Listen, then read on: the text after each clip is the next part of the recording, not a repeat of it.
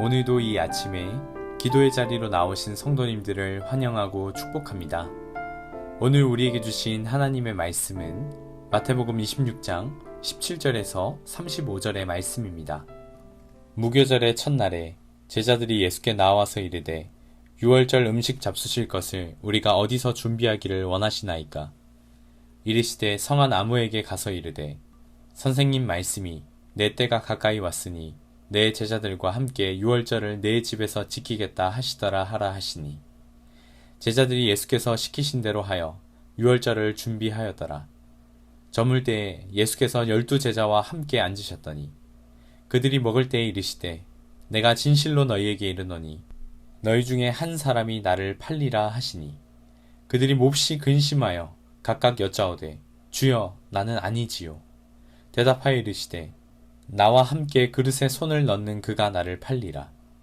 인자는 자기에 대하여 기록된 대로 가거니와 인자를 파는 그 사람에게는 화가 있으리로다. 그 사람은 차라리 태어나지 아니하였더라면 제게 좋을 뻔하였느니라. 예수를 파는 유다가 대답하여 이르되 랍비여 나는 아니지요. 대답하시되 내가 말하였도다 하시니라. 그들이 먹을 때 예수께서 떡을 가지사 축복하시고 떼어 제자들에게 주시며 이르시되 받아서 먹으라. 이것은 내 몸이니라 하시고 또 잔을 가지사 감사기도 하시고 그들에게 주시며 이르시되 너희가 다 이것을 마시라.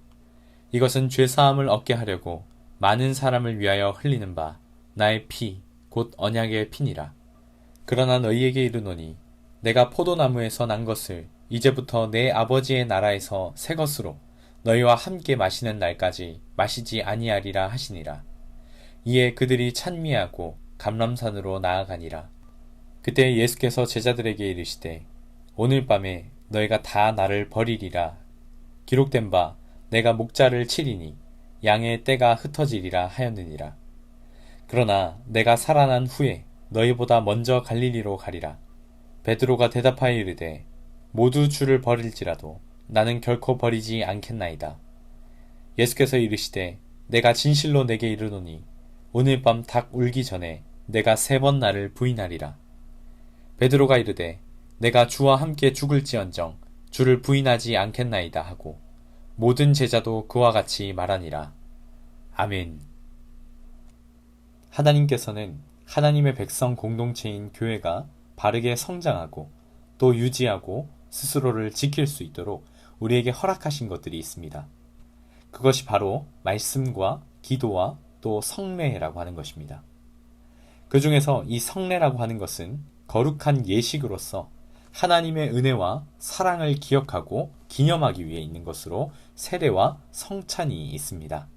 그 중에서 성찬은 우리가 중요한 절기 때마다 지키지만 이 성찬을 그저 교회에 정기적으로 하는 행사로서 그냥 아무 의미 없이 아무 생각 없이 성찬을 진행하는 경우도 있습니다.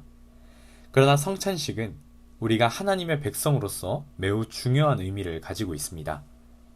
성찬은 우리가 때때로 중요한 절기 때마다 혹은 정기적으로 진행하면서 하나님의 은혜와 하나님의 사랑을 기억하기 위한 수단으로서 치러지기 때문입니다. 이 성찬은 오늘 말씀에서처럼 예수님께서 제정하셨고 바울은 고린도전서 11장에서 성찬을 행함으로 예수님이 세우신 언약을 기억하고 기념하라 라고 말합니다. 성찬을 행함을 통하여 우리가 더욱 믿음 안에 굳건히 세워줄 수 있는 방편이 되는 것입니다. 예수님께서는 오늘 말씀에서 자신의 고난과 십자가를 통하여 우리와 언약을 세우신다라고 말씀하고 계십니다. 이 언약이라고 하는 것은 과거 구약에서부터 하나님께서 선지자들을 통하여 말씀하셨던 언약을 말합니다. 예레미야 31장 31절에서 33절에 이렇게 말하고 있습니다. 여호와의 말씀이니라. 보라, 날이 이르리니 내가 이스라엘 집과 유다 집에 새 언약을 맺으리라. 이 언약은 내가 그들의 조상들의 손을 잡고 애굽 땅에서 인도하여 내던 날에 맺은 것과 같지 아니할 것은 내가 그들의 남편이 되었고 그들이 내 언약을 깨뜨렸음이라. 여호와의 말씀이니라. 그러나 그 날 후에 내가 이스라엘 집과 맺은 언약은 이러하니 곧 내가 나의 법을 그들의 속에 두며 그들의 마음에 기록하여 나는 그들의 하나님이 되고 그들은 내 백성이 될 것이라. 여호와의 말씀이니라. 아멘. 하나님께서 이스라엘을 택하시고 그들에게 복의 통로로서의 역할을 맡기셨습니다. 그리고 조상들을 통하여 언약하시고 율법을 주셨죠.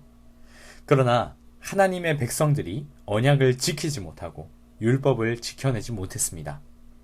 도리어 자꾸만 하나님을 떠나 다른 길로 가고자 하였던 것입니다. 그때 하나님께서 선지자를 통하여 새 언약에 대해서 말씀하십니다. 그 새 언약은 하나님의 법을 더 이상 돌판이 아니라 마음에 새기겠다라고 하시는 말씀인 것입니다. 도무지 죄인인 인간은 자신들의 힘으로는 하나님의 뜻에 따라 살아갈 수가 없으니 하나님께서 직접 다 모든 것을 행하시겠다, 회복시키겠다라고 하는 약속입니다. 하나님께서 하시기 때문에 우리도 할 수 있게 한다는 것이 새 언약의 내용입니다. 오늘 예수님이 말씀하시는 언약이라는 것은 거기까지 이르는 것을 말씀하시는 것입니다. 이는 예수님의 십자가를 지나 부활과 그리고 성령의 역사까지 나타나는 그 모든 과정에서 확증되었습니다. 그리고 바울은 고린도전서 11장에서 예수님의 말씀에 이것을 기념하라 라는 것을 덧붙입니다. 단지 먹고 마시는 것에 그치지 아니하고 기억하고 예수님의 죽으심과 그 부활에 참여하는 자가 되라라는 것입니다. 나를 죄인에서 의인으로 만드셨다면 더 이상 죄에 머물러 사는 사람이 아니라 예수님의 죽으심과 부활의 약속에 참여한 자로서 새 사람에 걸맞는 모습으로 살아가는 것입니다. 초대교회 성도들은 예수님의 이 성만찬을 자신의 예배에 가져와서 만찬을 나누며 예배 때마다 그것을 기억하며 자신의 믿음을 지켜나갔습니다.